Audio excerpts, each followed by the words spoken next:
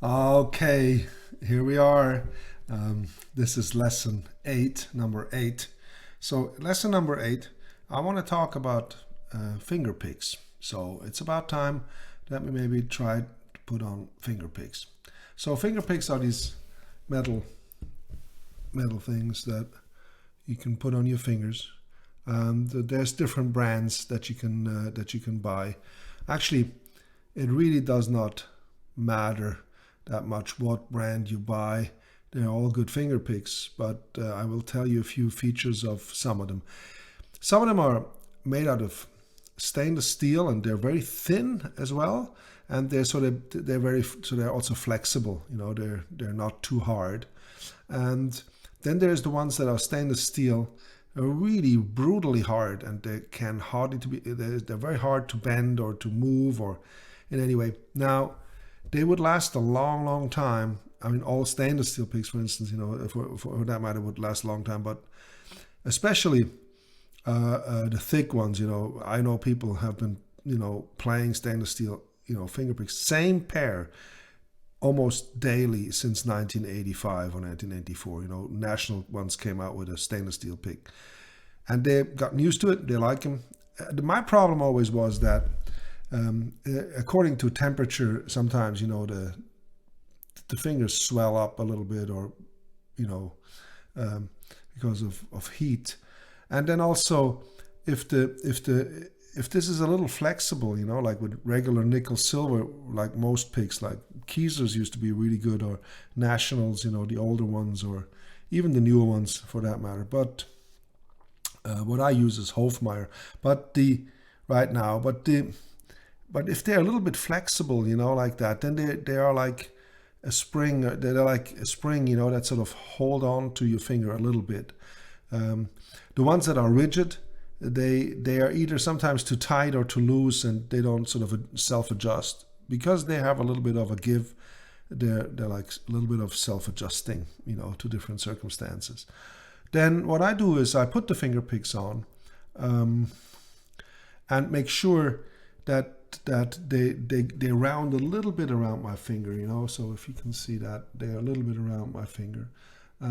Some people, they keep the pick a little straighter, or some people, you know, even curve them more around. I found that this angle here for me to be, you know, quite good. The only thing I always care for is that in the end, if I look as a straight line from my fingernail, I want the tip of the finger pick pretty much on a straight line of on the top of my fingernail, like that. And that will always give me the same sort of point of my finger where the string leaves. And so I can have a pedal that's maybe a little longer or not, but always that point is the same of the height, the actual height. So I always make sure that I'm not too much above or too below that. And that really helps me sort of, you know, have just a straight line from the finger. I'm getting into much detail right now, but I think this is really important information. And then when I got the banjo, I put the banjo on and I play the finger picks. You can see that because of my hand being like this, well, the pick is not striking straight up, so the pick is actually in an angle. So what I don't want is the string to sort of, you know, just strike by one of these sides of the finger picks. You know, I want them, you know, want the string to be as most flat. So when you look at the finger picks from front, you can see how much they are tilted on my hand. So they moved over. So when I then hold the banjo like this, the picks hit the string flat on. And also there's a significant tone difference between, and the pick, for instance, would be very straight. Let's say I'm gonna pick, you know, like this. So the pick would hit, you know, like very straight like that. You can see that the initial relief of the string makes the string go back and forth like this. And that moves the bridge like that. But it's an okay tone. But then when I, let's say, push the string down a little bit,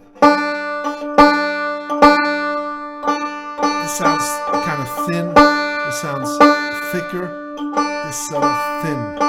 So that's why I like to have something in between. That's why I need a bit of an angle to push the string, but still have some traction against my finger. Now, for the thumb, my thumb is a little unique the way I put the thumb pick on. You see, you can use all kinds of different thumb picks. There's great thumb picks today. Let me see if I have one in my pocket. No, I took it out before, so I can't show it. Yeah, here's like a blue chip. You know, these are these picks that are it's a good pick. You know, they have metal and they have like a blue chip material tip on it. They have different.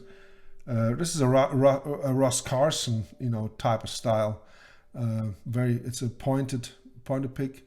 And from blue chip, and they're actually the nice thing about these picks is they're very, very comfortable. So they are really, you know, can stay. And also sometimes the sound is very even to the finger picks. So that's why a lot of, you know, players like these. For me, they tend to be. I have sort of a love-hate relationship with them. Not hate, but I use them for a while, then I don't, and I use them for a while, then I don't. I don't really know. It's maybe just because I played for so many years with just the regular thumb picks. I use it's just a large Golden Gate thumb pick. That's what I use. And sometimes they're like paraloid looking, and sometimes they're brown or yellow. And I get used to them. You know, I have all sorts of them around. And get one that's not too tight. And I also like the pedal not to be too short, you know, because it just helps to have, you know, a little bit of a pedal. Mine now is tilted down a little bit. It's not really flat, so I'm using my thumb. But you have to figure out where that works for you. These two, they are very, very crucial, you know, in order to I take pliers and make them really nice and round, you know, like that. And then I can sort of stick them together like that, and then take my thumb pick and sort of put that around, and then could put it in my pocket, and I have my picks with me. I always have a pair of finger picks in my pocket. I mean, most of the time. So that was my finger pick lesson. Also, one last thing: if finger picks are new, you could take, you know, new nationals or whatever. It helps if you take really fine grit sandpaper and just sort of, you know, or steel wool, and just clean them up really, really well, and that shortens the time of where they sound scratchy. So anyway, I hope that helped. Take care.